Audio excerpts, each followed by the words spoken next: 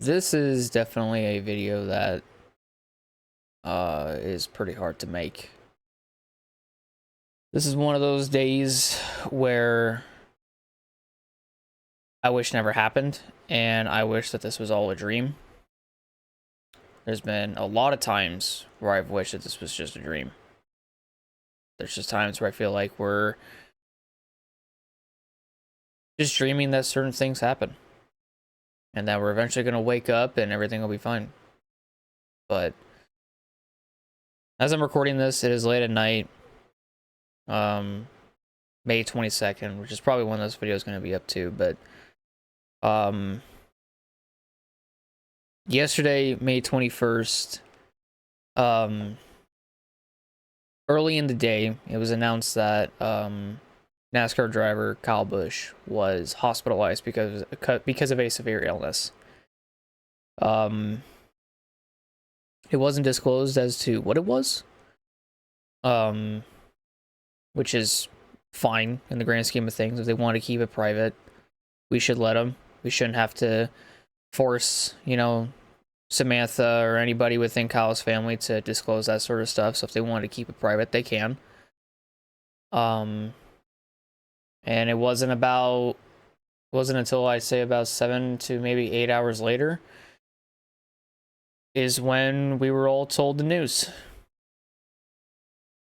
And the shocking news that Kyle Busch is no longer with us anymore. Just saying those words hurts my soul in a lot of ways. And it just hurts me in general. And it hurts everybody else. Because on one hand, we all may have, had our differences about Kyle. There's a lot of us that didn't like the fact he was in the truck series and winning races and stuff like that because he was known as a leech in those series. And some of us have had really strong opinions. I'm not going to name names, but there's quite a bit of people that have had strong opinions about it, but to each their own. And I get it. Just watching a Cup driver just dominate, an Xfinity or rather O'Reilly race nowadays.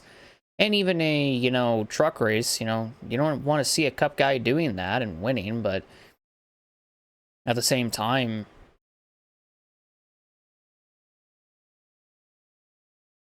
there are some people that, want to see that. And in the case of Kyle, I remember for the longest time that, we all hated him because he won so much. He won a lot of races, and not just Cup, but he dominated the then Xfinity Series. He dominated the then Truck Series. He became the most winningest driver in both series, in both O'Reilly and Craftsman Trucks. And he was NASCAR's antagonist. He was the antagonist of NASCAR. And that is what it was like from his early years, essentially. Like, yeah, Kyle was, he was kind of like his brother Kurt in a lot of ways in his early days. And, well, let's just say that, antagonist, bad guy feel that everybody had for him, he kind of played into it. And that's what made him better. And that's what made people tune in and watch and see if he can, so if somebody will beat Kyle Busch. That's all anybody wanted. But at the same time, everybody would cheer when that would happen. And I was one of those people. Anytime that Kyle Busch would lose, I would cheer for it. Anytime he won, I hated it. But that's why we all liked him. Even when we say that we don't. Because deep down, we all do. Because we all have respect for drivers. And even with drivers coming up nowadays, deep down, if you are hated by people because you dominate so often and you win so often, and that's all it is, and that's what you're playing into, is the people that hate you for winning so much, then in actuality, even though they may hate you on the outside, on the inside, they like you, and they like the fact that, you're keeping them interested in a way. And that's kind of what Kyle Busch did a lot during that time. He was the guy that we all wanted to see lose. And when it happened, we all rejoiced. But that was what we did. What we all did, especially in the early to late 2010s, especially after his injury at Daytona in 2015. Like, he was unbeatable for what, from 2015 till I want to say 2021, maybe 2020. One of those 2 years, you know? But it got to a point where it went from that, from us hating the fact he won and cheering for him, or cheering that he would either wreck out or he didn't win, to then asking the question, when was he going to win again? And that was the main question for the past 2.5 years. The only question that we had was, will Kyle Busch win again? Will he see victory lane in the Cup Series? And if he wasn't seeing victory lane in the Cup Series, well, he sure as hell wasn't seeing victory in the then Xfinity Series, but he was damn sure seeing victory lane in the Craftsman Truck Series. So that was happening there, but the main question for so long was, would he win? Now it's different.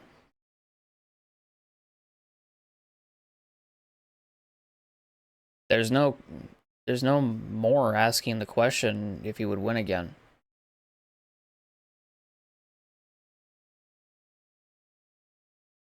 Now it's just, I wish he did win again. I wish he got that one more win in Cup, just like he got his last win in trucks.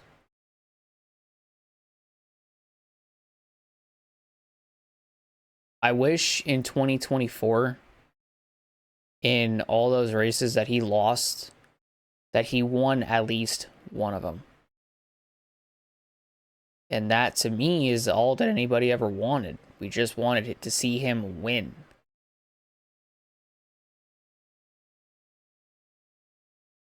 Now it's different. And now he's not here anymore.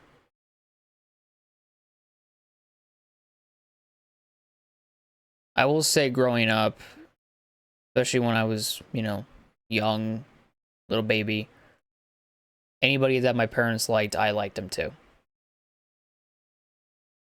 But the more I got older and the more that I got accustomed to my favorites, like I said, it was kind of the norm back then to, boo Kyle every time he won.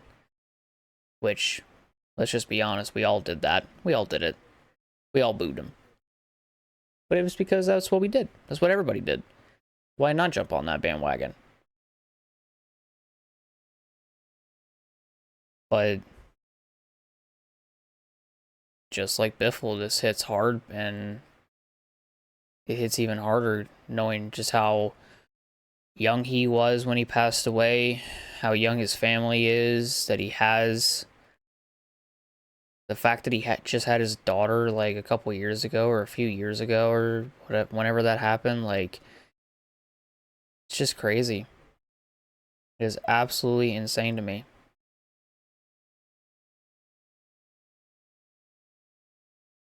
And the more I think about his passing, the more I have questions, but at the same time, I don't even want to.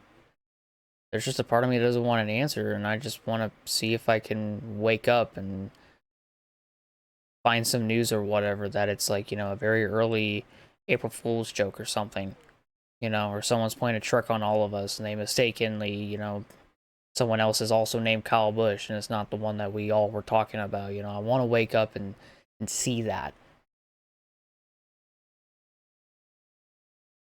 But it's just not the case. It's not the truth. And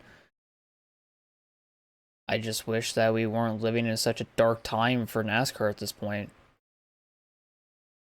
Don't get me wrong, a lot of the stuff within the sport is amazing, but a lot of the stuff outside of the sport is just tragic beyond repair. And Greg Biffle's passing back in December was definitely, I feel like, you know, the start of like this downward, or not this downward spiral, but like this like dark tunnel that we all find ourselves in. Then it turned into the fire at Denny Hamlin's father's house, which unfortunately took his life. And now it's Kyle. Now it's him. And there's just no words to describe it.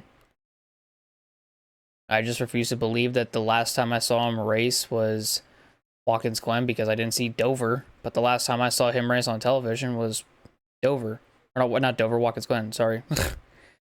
But I refuse to believe that's the last time I'm ever going to see him race, because I still think this Sunday I'm going to see him on the starting lineup for the start of the Coca-Cola 600 that night, and I just have this feeling that I'm going to see him, but I also feel like I'm going to see him Friday night for the truck race. Like, I still have those feelings. Like, I still think I'm going to see him. We all think that. We all think we're still going to see him because we don't want to believe this.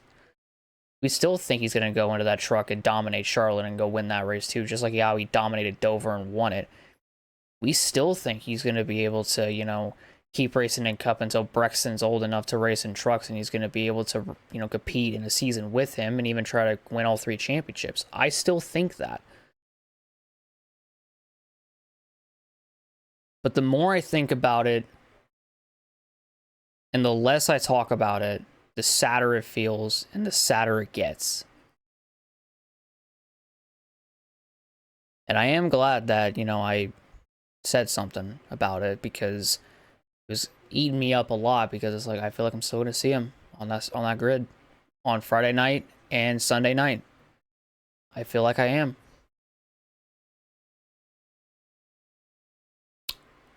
And now we're just not going to see him at all. And I feel broken in a lot of ways.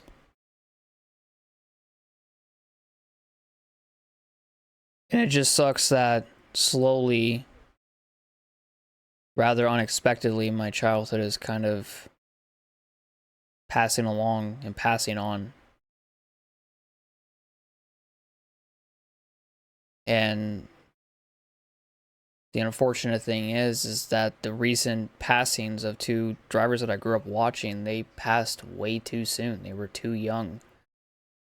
41 for Kyle may seem old, but it's like he still had 15 years, 20 years left to race.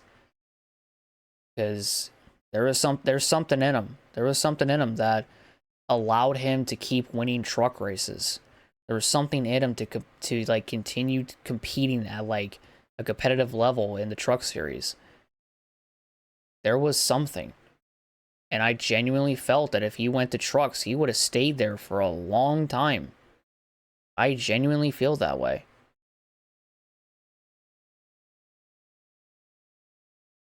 But the unfortunate thing is that we're never going to see it. And I wish we could all wake up from this nightmare that we're in. But unfortunately, it just seems like we're not ever going to wake up from this. Because this isn't a dream, unfortunately. It is a nightmare that we're living in, but it's not a dream. And that is the hardest part to admit to anybody. And I feel like that we all are feeling that right now.